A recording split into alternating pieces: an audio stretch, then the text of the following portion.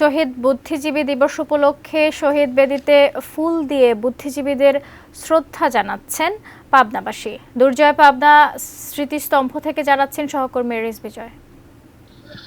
ধন্যবাদ। নানা আনুষ্ঠানিকতায় বিনম্র শ্রদ্ধায় আজ পাবনায় বুদ্ধিজীবী দিবস পালিত হচ্ছে।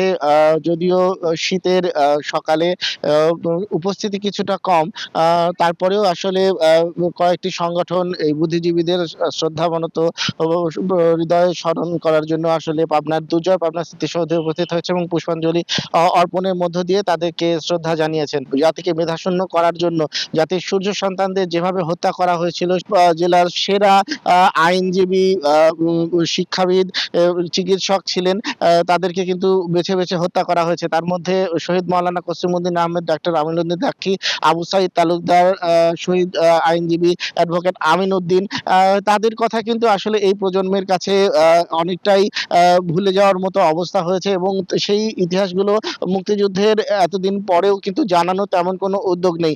গত 15 বছর ধরে আসলে মুক্তিযুদ্ধের নানা কথা বলা হলেও কিন্তু এই ইতিহাসগুলো সংরক্ষণে তেমন কোনো উদ্যোগ নেওয়া হয়নি বলেও ক্ষোভ প্রকাশ করেছেন অনেকে।